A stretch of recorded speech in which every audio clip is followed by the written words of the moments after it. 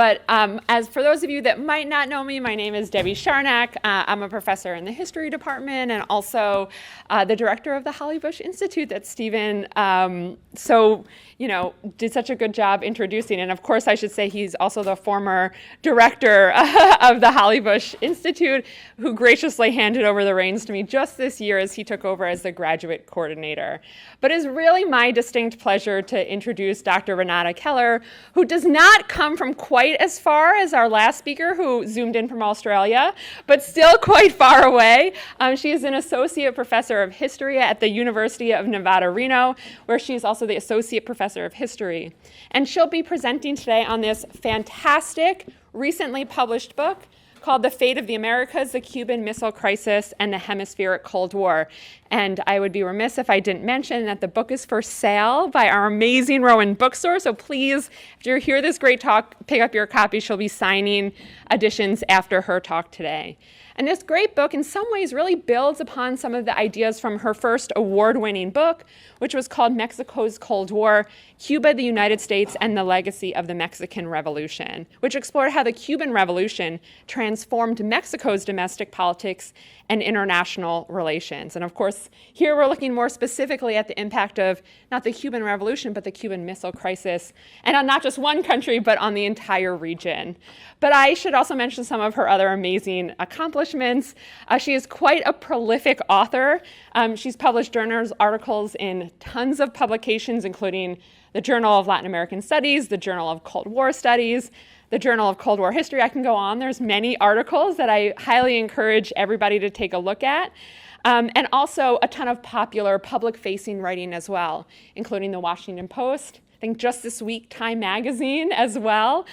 So lots of public-facing and very accessible writing on really critical and important topics to understand how history continues to impact the world around us. I also want to mention, because my students in this class know, I love podcasts and love assigning podcasts. She's the host of in the middle of being released mini-series by Historias called it's the Cuban Missile Crisis, right? It's an audio documentary of the Cuban Missile Crisis. And she is also the co-founder and one of the editors of, founding co-editor, I think is the exact title, of a new book series, of which your book is part of, with UNC Press, Interconnections, the Global 20th Century. So I could go on, but I want to give you a chance to actually hear about the amazing book she just published. So Dr. Renata Keller, thank you for being here, and we're so excited to hear about your book. Well, thank you so much, Debbie. Hi, and thank you all for coming out. It's ugly out there, so I really appreciate your time and that you came out. And thank you, Debbie, for inviting me. This is so fun. Okay, so today I will be talking about my new book about the Cuban Missile Crisis. And I want to first acknowledge the elephant in the room. Oops, maybe not. That is the fact that there are a lot of books about the Cuban Missile Crisis. There's a few back there if you want to peruse. But there are over 1,000 books about the Cuban Missile Crisis. It jumps up to 3,000 if you changed it to keyword. So it's fair to ask, do we really need another book about the Cuban Missile Crisis? And I hope by the end of today's talk that I will convince you that yes, we actually do need at least one more book about the Cuban Missile Crisis. Because everyone is more or less familiar with this, 1,000 books, I wanted to start with a little audience participation by reviewing what we already know about the Cuban Missile Crisis. So, can anyone tell me who was involved in the missile crisis? Yes? Fidel Castro. Anyone else? Yeah? Nikita Khrushchev. Kennedy, yeah. Castro, Khrushchev, Kennedy. Good. How about what was the Cuban Missile Crisis? Yeah? It's a time where Russia was trying to put nuclear missiles into Cuba. Mm-hmm. Yeah, the Soviet Union put nuclear missiles into Cuba, and Kennedy said, nope, not okay. You're going to have to get those out. How about when? When did the Cuban Missile Crisis happen? Yeah. 1963. Close. Two. 1962, October 1962. Good, the famous 13 days. How about where? Where did the Cuban Missile Crisis happen? It's going to be a bit of a stretch, but I'm going to say Cuba. Yes, thank you, Cuba. How about why? That's a little bit harder. Why did the Cuban Missile Crisis happen? Well, I know part of it was that the U.S. put missiles in Turkey, so in a sense this could be a retaliation. Yeah, the United States had put nuclear missiles on the edge of the Soviet Union in Turkey that were very easily capable of reaching the Soviet Union. So part of the reason was to rebalance the strategic nuclear balance. Good. How about, so what? Why did the Cuban Missile Crisis matter? Yeah. It's the closest the world ever came to nuclear war. Yes. Yeah, it's the closest we have ever come as a planet, as a society, to global nuclear war. Good. Okay, we are going to revisit these questions at the end of my talk today, and we'll see what we think. Okay, so I always like to know how people got started with their research. So I started researching the Cuban Missile Crisis when I was writing my first book, which Debbie mentioned. It's about the Cold War in Mexico and Mexico's relations with Cuba and the United States. And I have a small section in that book where I talk about the Cuban Missile Crisis. But then for the 50th anniversary of the Cuban Missile Crisis, that was actually the year I was starting my first job, and I was in Boston. I was teaching at Boston University, and one of my colleagues, Bruce Schulman, knew that I was researching Mexico and the missile crisis, and he said, "Hey, would you like to join this panel I'm organizing? You could talk about Mexico, or maybe broaden it a little bit, talk about the rest of Latin America too."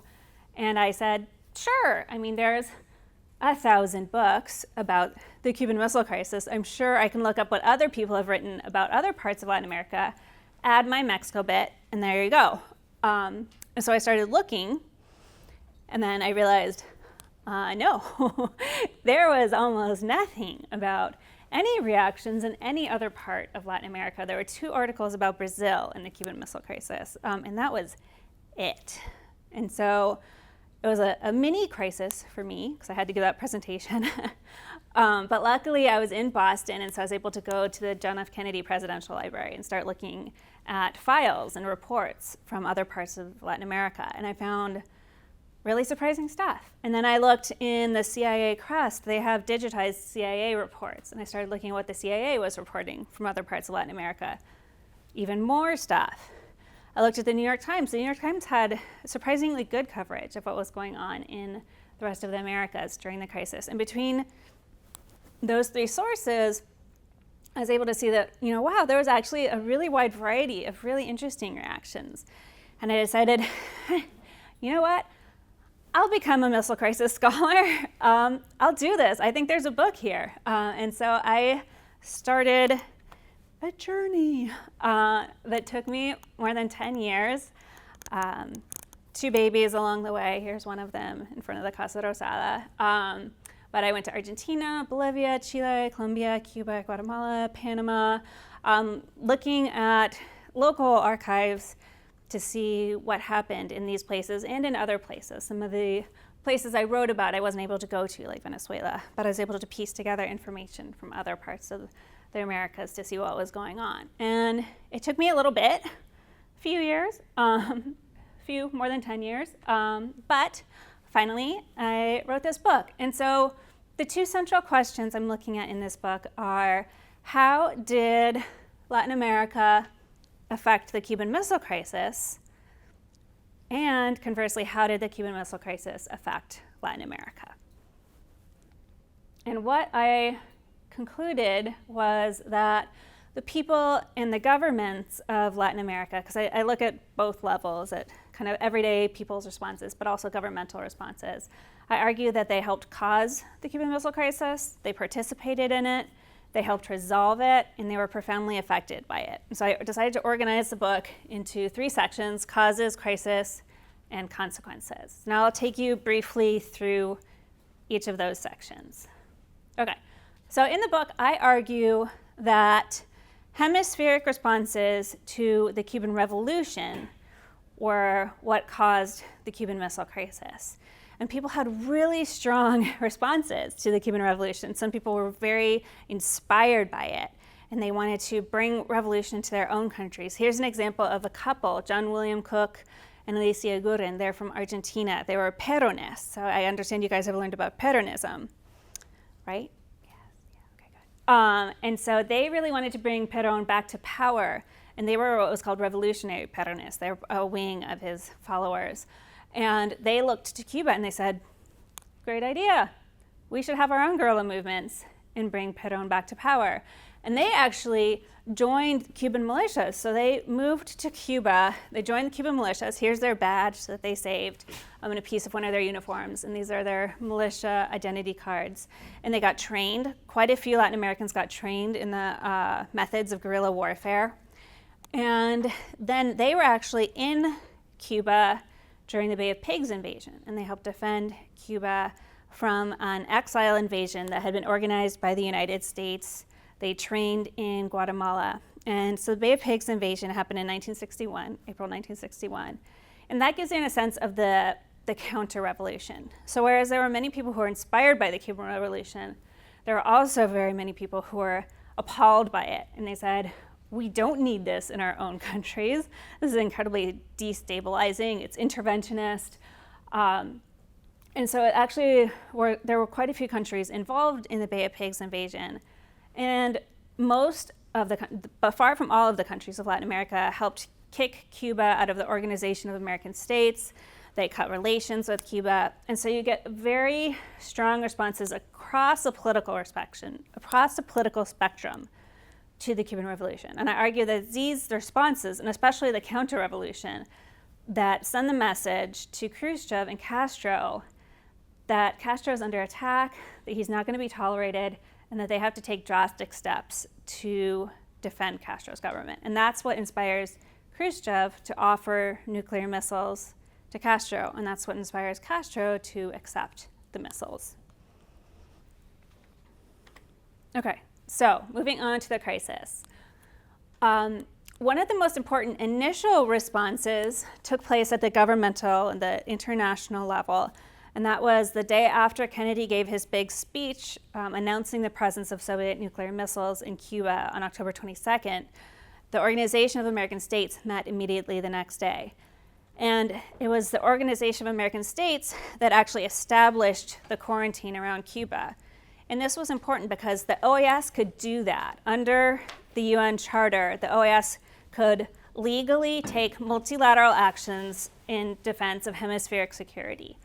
If the United States had not been able to get the OAS to vote, it would have been a unilateral act of war by the United States, which is very different. And when they had this meeting, the United States was not sure that they were going to get all the OAS votes. They weren't even sure they were going to get enough OAS votes because previously the OAS had been very divided on the question of what to do about Cuba. But once they learned about nuclear missiles there, all of the countries of the Americas voted unanimously to establish the quarantine. And this was a first step in resolving the crisis peacefully instead of through war. And it sent a really clear message to the rest of the world that it wasn't just a US-Cuba issue or a US-Soviet Union issue, that this was a hemispheric threat, and that all the governments of the Americas spoke as one, and that they agreed that nuclear missiles were not acceptable and that they had to be removed. So that was the initial governmental response.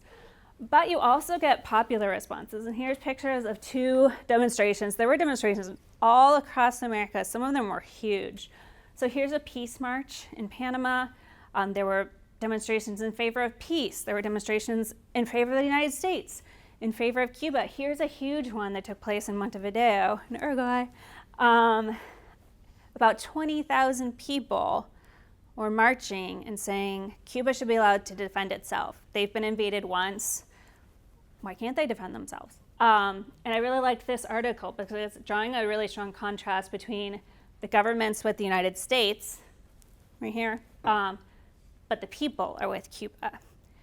And I don't want to say all people were, because again, very divided, but a lot more people in Latin America than in the United States were saying, Cuba should be allowed to do this. They're allowed to defend themselves. And so you get really strong reactions, a lot of protests across the region, and then that starts escalating into violence in Latin America. And so in Bolivia, where they weren't even within reach of the nuclear missiles, but they were still very invested in the outcome of the missile crisis, there were two competing protests on the same day, one that was anti-communist and then one that was pro-communist or pro-Cuba, not necessarily communist. And they clashed, and it devolved into an extremely violent riot that killed 5 people. So actually more Bolivians died as a result of the Cuban Missile Crisis than Cubans, which surprised me. And you see a lot of violence. There's sabotage taking place in Argentina, Venezuela. And then on October 27th, Black Saturday, the height of the tensions of the Cuban Missile Crisis, Fidel Castro decides, you know what, I've had enough. Up until this point, the United States had been sending over flights, some really high ones, the U-2 planes, to see what was going on with the missiles, and some really low ones that people could like feel and hear, and they would duck down because they were so loud. And it was, part of the reason was to supervise or see what was going on in Cuba, and part of it was to lull the Cubans into a false sense of complacency, thinking that they were all going to be reconnaissance flights, and then when they were ready for an invasion, they would be off their guard and they wouldn't defend against an invasion. And Fidel Castro realized that. He said, you know what, enough of this. I'm going to open fire on these flights. And he ordered his men to open fire on the low-level ones. That was the ones that the Cuban weapons could reach. And then he also convinced the Soviets to use their weapons to open fire on the U-2 flights. And there was a break in the chain of command. And a Soviet commander decided, sure, let's go for it. And so they shot down a US U-2 plane, Rudolph Anderson. And Rudolph Anderson was one of the people who had taken the original photos of the missile locations and brought down his plane. And this was hugely alarming to Kennedy in the United States and Khrushchev in the Soviet Union. Kennedy doesn't know what happened in Cuba. He just knows that suddenly they're opening fire on US airplanes. And he thinks, okay, I guess they've decided it's going to be war. This is clearly the first step. And Khrushchev is thinking, what happened? I didn't tell them they could do this. Like, I'm losing control over this situation. They're following Cuban orders, not my orders. And so both Kennedy and Khrushchev realize they're running out of time to find a peaceful resolution. And so this pushes Khrushchev to agree to take his missiles out of Cuba. All right, consequences. There are really important consequences. These are just 2 that I talk about in the book. So immediately following the Cuban Missile Crisis, a lot of people across Latin America are very relieved and they mostly thank Kennedy, although that's not the only person that they thank. And so you can see these posters that popped up across Rio de Janeiro that call Kennedy the defender of the Americas. But the Brazilian government actually came out of the crisis looking pretty bad. They had taken kind of a wishy-washy position. So they had voted in the Organization of American States to approve the quarantine, but they didn't participate in the quarantine. Many other Latin American countries did actually participate. And they were supposed to send a secret mission negotiating with Castro. And it was on behalf of the United States, but it was supposed to be a secret. And they were supposed to send a certain person. And they did do the mission, but they didn't keep it a secret, and they sent the wrong person. And they kept the part about the United States being involved secret, but they made a big deal about sending an emissary to Cuba. And Kennedy was really disappointed with the Brazilian reaction, really frustrated. He thought it was too pro-Cuban. And so actually right after the missile crisis, the Kennedy administration decides, we're gonna need President João Goulart in Brazil to change his policy on Cuba, or he's gonna have to go. And so they start thinking seriously about supporting efforts to overthrow Goulart's government. And that's what happens. So the United States starts supporting the opposition within Brazil, kind of encouraging them, certainly not pushing, but encouraging. And then in 1964, the Brazilian opposition overthrows President Goulart's government, ushering in a period of about 20 years of military dictatorship, supported by the United States. Meanwhile, in Cuba, Khrushchev's decision to remove his missiles without consulting Castro or even informing him really harmed Soviet-Cuban relations for a long time. Khrushchev tried to send an envoy. He sent his number 2 kind of leader in the Soviet Union, Anastas Mikoyan, who stayed in Cuba throughout November, negotiating with Castro, trying to smooth things over. But Mikoyan got pretty annoyed with the Cubans. He saw them as intransigent. He thought that they were trying to harm negotiations within the United States. And there actually were more nuclear weapons in Cuba than the United States knew about. They knew about the missiles, but there were also tactical nuclear weapons. And initially, the Soviet Union had planned on leaving those in Cuba for defensive purposes. But Mikoyan got so annoyed with the Cuban intransigence and so frustrated and kind of alarmed by how they didn't really seem to take the threat of nuclear war seriously that he decided unilaterally to also remove the tactical nuclear weapons. And so it also had pretty strong impact on weapons control, nuclear proliferation, and on Soviet-Cuban relations for decades to come. Okay, so as I was writing, I thought, okay, so I'm writing a book about the Cuban Missile Crisis, and I want it to be useful for people studying the Cuban Missile Crisis. But I also think it'd be nice if it were useful for people studying the Cold War in general, or at the very least, the Hemispheric Cold War. And so I asked myself, what can we learn about the Cold War by looking at the Cuban Missile Crisis in this new way? And I saw themes showing up over and over again. And so I was trying to kind of answer Kennedy's challenge, saying that let us not be blind to our differences, but let us also direct attention to our common interests. And what I noticed was that people across the political spectrum were all talking about these 3 things over and over again. They talked about capitalism and communism, sure. But sometimes even more than that, they talked about security. They fought about sovereignty. They showed solidarity with each other. And so I propose that we could get new insight into the Hemispheric Cold War by not just always focusing on this clash between capitalism and communism, but by taking a different approach and looking at the values that we share. And so this is what I do in the book, is I look at these 3 themes and how people were debating them and using them and thinking about them. So I'll give you some examples. Security. I think it's really important to remember that everyone was afraid of nuclear war, right? This wasn't just about US safety. We often think about that in the missile crisis. Were people in the United States scared? Yes, they were. People in Latin America were also scared. These are pictures of people in Colombia looking to the skies, convinced that missiles are going to come at any minute, or radiation. They were trying to figure out, okay, if the Panama Canal gets bombed, are we safe from nuclear radiation? People were scared. Everyone was worried about their security.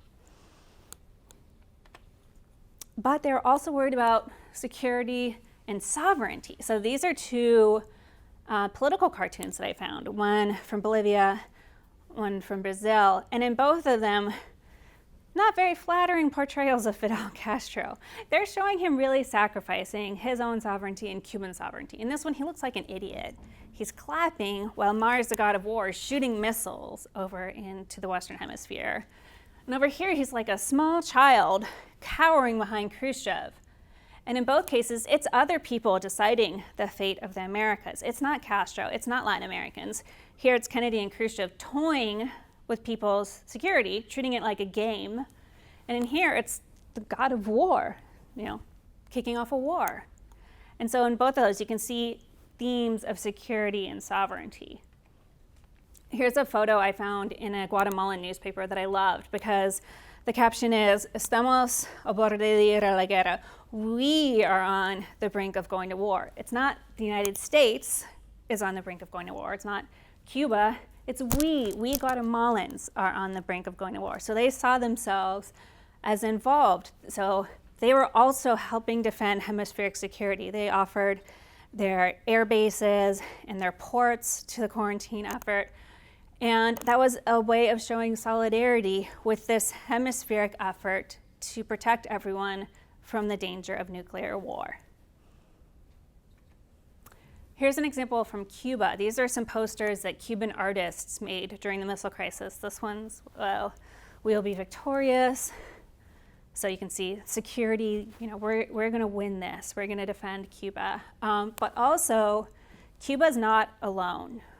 They were really inspired by the acts of solidarity that they saw across Latin America. They would read reports in the newspaper. There was a lot of coverage of what was going on in Latin America and Latin American public, marching in the streets like you saw, but also taking all these other steps to show solidarity with Cuba, and that meant a lot to them. Okay, I love these flyers. I found an amazing collection of pamphlets in Latin America, pro-communist, anti-communist, across the spectrum. And here's just a few examples of some anti-communist pamphlets that actually the police helped distribute. There was this little tiny paper where they're like, hey, we helped with this one. But this is an anti-communist youth group, and it says, we should collaborate to get communism out of America. We should support the United States. Cuba will once again be free. So you can see there also these themes of security and sovereignty. Cuba will be free. Solidarity, we should support the United States. This one too, tomorrow could be Argentina. Today we need to unite in the fight against communism. So this idea that what happens in Cuba, we're going to be next. Argentina can be next. And I like to contrast this with some flyers I found. And actually the US Archive, they're from Bolivia. The US ambassador, bless his heart, just collected a bunch of stuff and wrote these amazing reports about what was happening in Bolivia. And you can see here very similar themes, but this time from a pro-Cuban perspective. The Bolivian people should support revolutionary Cuba because if not, it is condemned to be subjected and enslaved forever. Yesterday was Guatemala. They're referring to a US-sponsored coup in Guatemala in 1954. Today it's Cuba. Tomorrow it'll be Bolivia. So the same thing, right? Instead of saying tomorrow going to be Argentina and Bolivia, they're saying tomorrow could happen to us too. So they're using the same ideas, the same language, the same concerns, but coming at it from very different perspectives. So, in conclusion, I want to revisit the questions that we started with.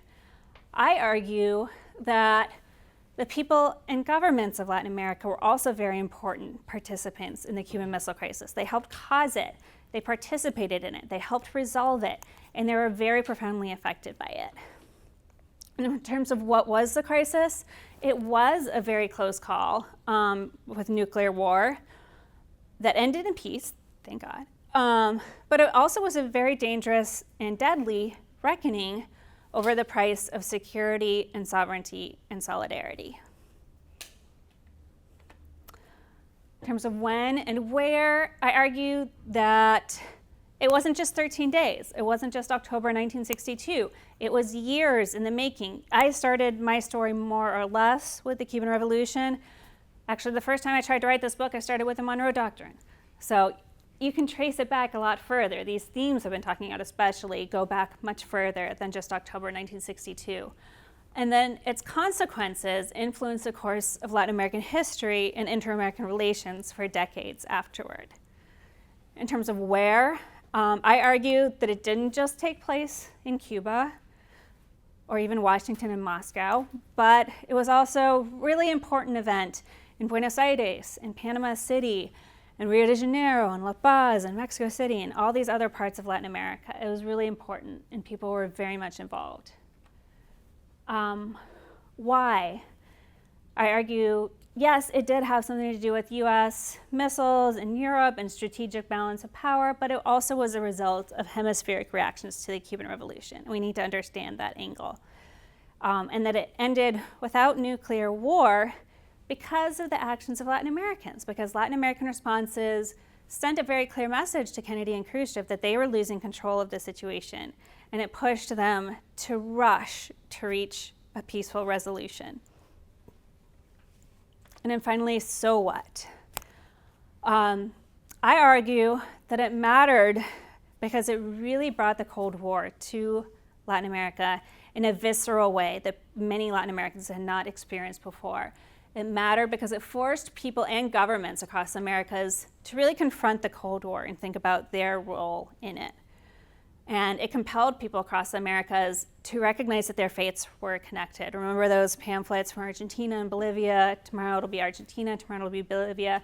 They realized that what happened in Cuba directly affected them. And this is the quote where I got my book title. It's the epigraph to my book. It's from a Brazilian newspaper. And it really captured what I was trying to argue here, that people realized it's the fate of the Americas that's at stake, not just the fate of the United States. So that is my overall argument in the book. Thank you.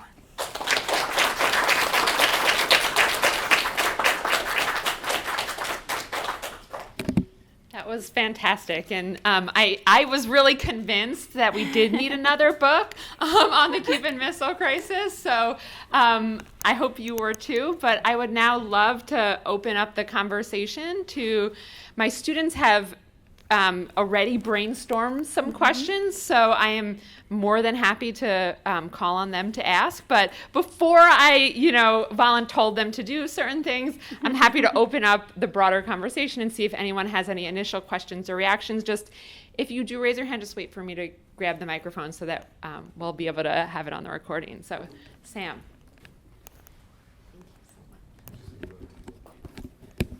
I was just curious.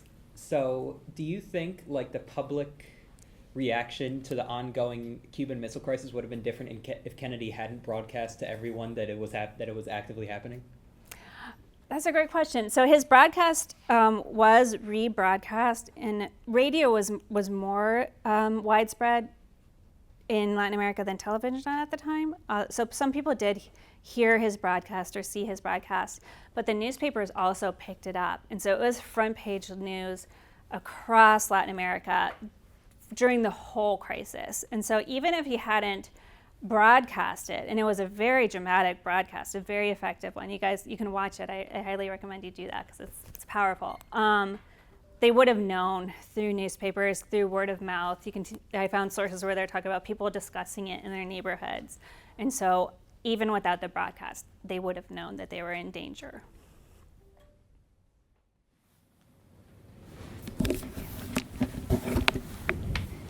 I'm going to get my exercise, Shane, and then I'll come back to you, Quinn. I was curious, when you traveled to Cuba to do your research, what was that experience like? Did you run into any archival restrictions or difficulties in that regard, just based off of kind of strenuous diplomatic relations between us and Cuba? Good question. So Cuba was funny because that was actually the only place I went back to do research, because I had gone twice to do research in Cuba for my first book. And so I knew people there a little bit. Everywhere else I went for this book, it was pretty much my first time. No one knew me. Everyone was very confused about the fact that I was coming there to research Cuba and the Cuban Missile Crisis. What are you doing here, weirdo? But in Cuba, they were like, Renata, so good to see you. And they had collections already developed about the missile crisis because it was very important to them. There was a collection by a Cuban historian whose work I've used, and he had donated all his papers to an archive there. And so I was able to, I found the original handwritten agreement between Castro and Khrushchev. And so that was nice. They had collections in various libraries in Cuba. They knew about my work, even if they didn't know me. And so it was like a homecoming. It was very nice. But it was also you guys have a particular incentive to make this easy for me. And they have a particular perspective, understandably. And so I had to be careful to especially read those sources with an especially critical eye, and to make sure I would put in extra effort to find other voices in Cuba aside from the official government-organized archives. So that was something that I had to pay special attention to when it came to Cuba. But one exciting thing was I had written an article about a news organization called Prensa Latina, which is their wire service, their international wire service, their version of AP. And they loved that article. And so the people at Prensa Latina, they actually did their own search in their photo archives for photos about the Cuban Missile Crisis. And some of the pictures in my presentation were from their collection. And so they were incredibly generous in sharing their photos with me. And that was one of the most exciting things that I was able to get out of my partnerships in Cuba. That's a great question. And also, I will also mention that handwritten letter or of the draft is in the book. Yes. So another plug to Yeah. get the book. Quinn, I saw it. Do you still have a question? Okay. So, why do you think that the majority of the narratives about the surrounding Latin American countries are usually left out of the overall historical narrative of the Cuban Missile Crisis, having it being mainly the U.S. versus USSR? I think sometimes we get into ruts when writing history. We think about different events in certain ways, and that dictates who studies those events. So most of the histories about the Cuban Missile Crisis initially were written by people either in the United States or studying the United States. And so it was a very US-centered perspective. And then a wave of missile crisis histories came out in the 1990s that brought in Soviet sources once the Soviet Union collapsed, and we were able to get access to Russian archives.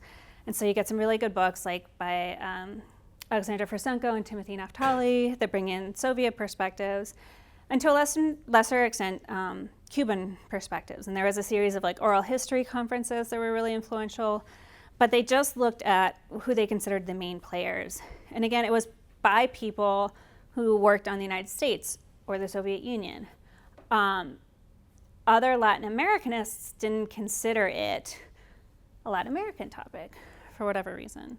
And a lot of Latin American histories have also been very nationally bounded or have looked mostly at that particular country's relations with the United States. There hasn't been, up until recently, much inter-Latin American history done. And so I think those are some of the reasons. But I was like, what is happening? Why is there nothing? I was really shocked, and I think there's still a lot more to do.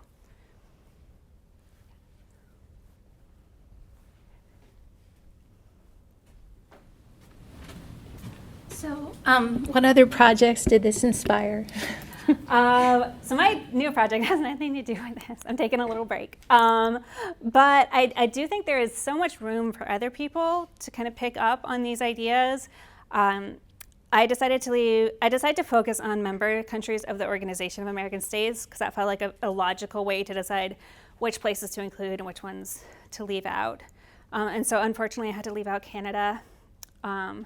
And there is some good work on Canada and the missile crisis, but I think there's also still a lot to be done. Like if you want to look at sovereignty, you could look at French Canada, and I found some cool protests in Montreal during the Cuban Missile Crisis. You could also look at the French Caribbean or the British Caribbean or even the rest of the world. And I didn't feel like I was capable of doing that because I focus on Latin America, and maybe when I'm older and even more ambitious, I might. But I think it would be really interesting to write a global history of the Cuban Missile Crisis. Do you want it? Renata told me over lunch about her next big project, which is really interesting. I think everyone will find it interesting if you want to just tell them what Sure, yeah. So I'm writing a biography of a Cuban exile who became Mexico's first drug kingpin. And his name is Alberto Cecilia Falcón, and he left right after the Bay of Pigs invasion at the age of 16, got involved with the CIA, did a bunch of counter-revolutionary, funny business, then decided he didn't want to work at the CIA anymore. Maybe he still did, I'm not sure. Moved to Tijuana, Mexico, and started the first big international drug trafficking network out of Tijuana. And he was the first one to help bring Colombian cocaine through Mexico to the United States. He also trafficked Mexican marijuana, locally grown brown heroin, and French heroin. And then he was also the first target of the first collaborative anti-drug effort between the United States and the Mexican government. And so they captured him, threw him in jail in 1975. So he had this really fast rise and then really fast fall. But he would set a lot of precedents for drug trafficking and drug control. And Renata told me, which I unfortunately didn't have the cultural wherewithal to know about, but he's a character in Narcos Mexico. So if you've seen that, Has anyone seen it? Yeah. Yeah, he's in that. He's El Cubano, but he's not like that. And he was bisexual, which I think is an interesting angle. But they portrayed him in a very flamboyant way, which, according to people I've spoken to who knew him, was not the case. And also, that's not how he died. So, if you watch it. Yeah, stay tuned for the book. Yeah. Well, it's kind of similar to that question. How did you come across and stumble like across a connection like that, and like was he comfortable about like talking about all of that certain stuff that he was involved in, because that's that's a lot. So Yeah, he has not given interviews. He's dead now, I'm pretty sure. But I came across it because I teach a class about drugs and security in the Americas. And my first book was about Mexico and Cuba. And I came across this story and I was like, Mexico and Cuba, perfect. And so I just collected stuff about him over the years whenever I came across it. And so I've recently started interviewing people who know him and kind of like really focusing on like doing some primary source research. But so far it's just been a kind of a side thing while I was working on this. I wasn't aware that he was dead now. I'm sorry. Oh yeah, I think he died of a brain tumor. Oh. Yeah.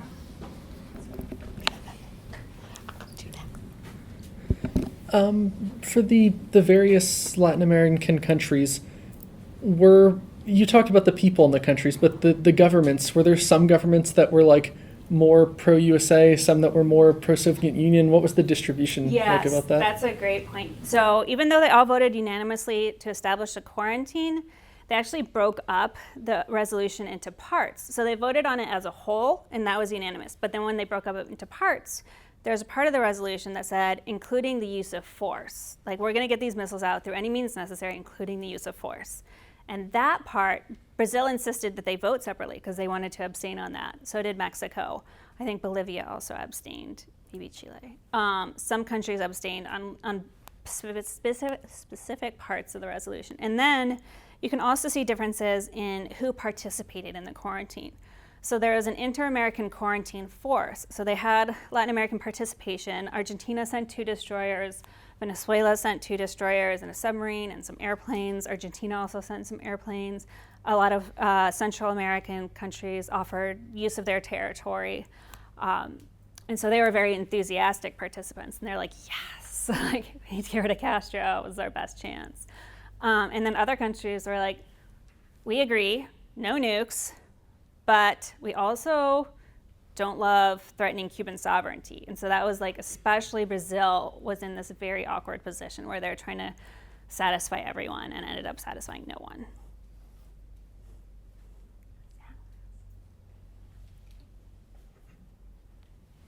I guess it might be kind of partially sort of going on from that question, but kind of like with Brazil, was there any other country who like voted for the quarantine and then almost effectively did nothing? Kind of just like did it like symbolically?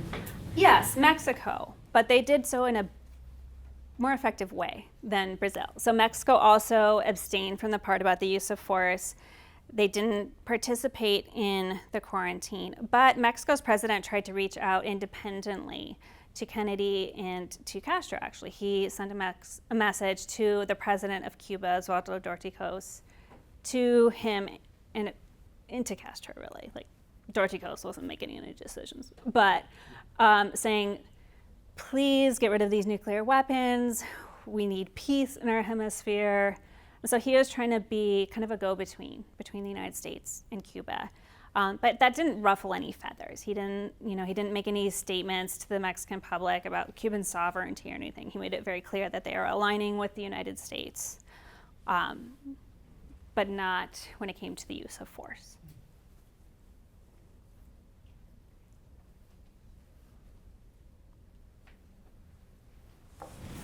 Sorry.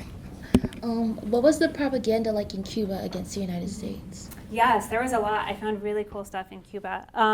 There were the posters that I showed you. There's actually a poster that I have a copy of on my office wall where it says, "A las armas," and there's a picture of a guy with a machine gun. And so they were really focused on national defense. Not so much against nuclear weapons, because honestly, how are you going to defend against that? But they were focused on defending against an airstrike or an invasion. And so they were telling people like how to ever needed to have their weapons. They called up people into the militias.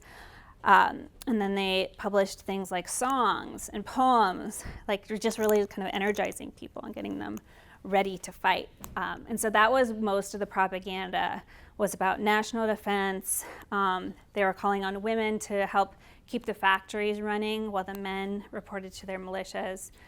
So things like that, about like, we're powerful. We did it once. They used a lot of images from the Bay of Pigs invasion to make posters during the Cuban Missile Crisis to be like, we've done this. We can do it again.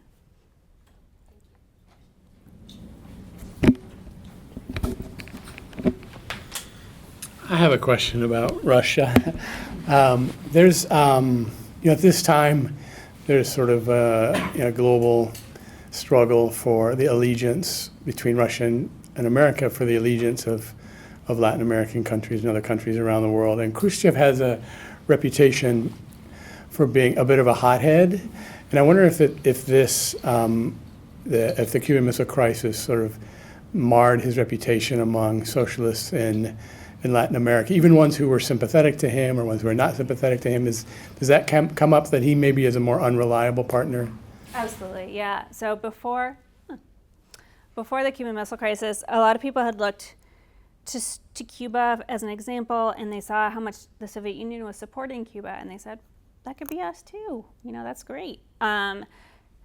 Soviet Union is showing great solidarity with Cuba. But then when the Soviet Union abandons Cuba during the Cuban Missile Crisis, a lot of people say, they're just using Cuba, and then they leave them. They abandon them. And so Latin American communists, to a lesser extent, but certainly the socialists or more the homegrown communists. So some communists still remain loyal to the Soviet Union, but more are homegrown nationalists who had thought about working with the Soviet Union.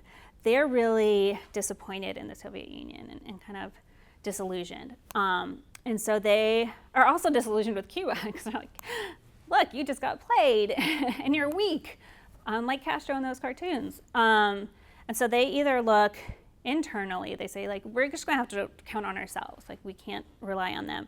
Or some look to China for support and for international allies.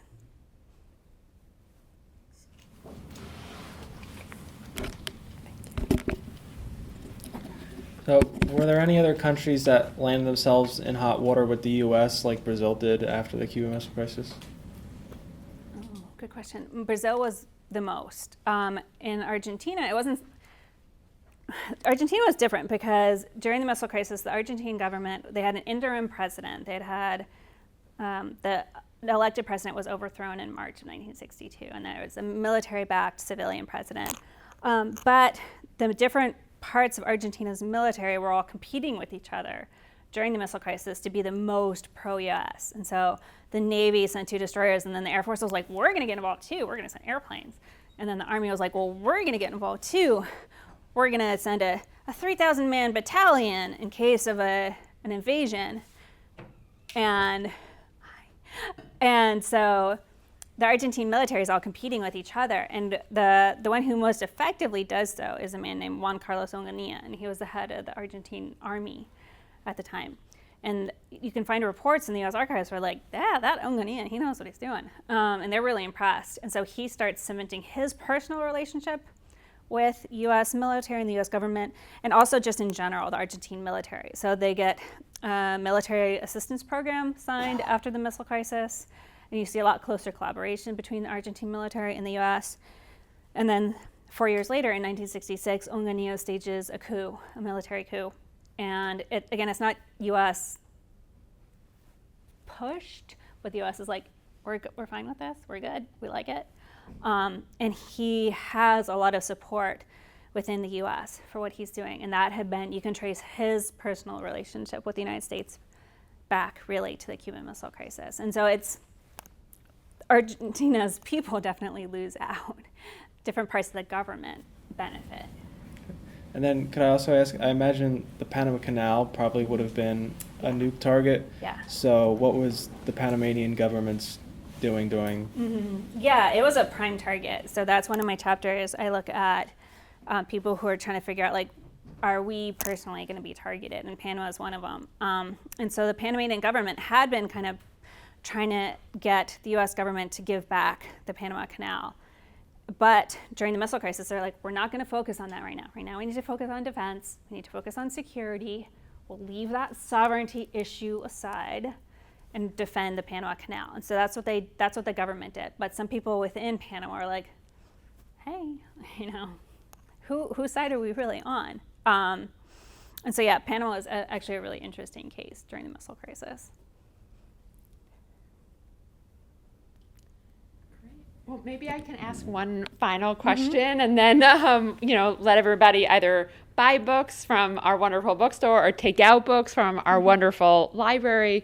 But you kind of end your book with talking about the implications within Latin America, particularly on the Treaty of Tlatelolco. And I was wondering if you could talk a little bit about that as a nice wrap up of thinking about not only the after effects immediately, but also long term for Latin Americans thinking about nuclear proliferation in the region. Sure, yeah. So in the epilogue, I talk about how this experience of the Cuban Missile Crisis really showed Latin Americans how vulnerable they were to the danger of nuclear weapons. And some governments had been pushing before the missile crisis for nuclear weapons control, but not getting any traction. And then after the missile crisis, Mexico picks up that effort, and they had come out of the missile crisis looking pretty good.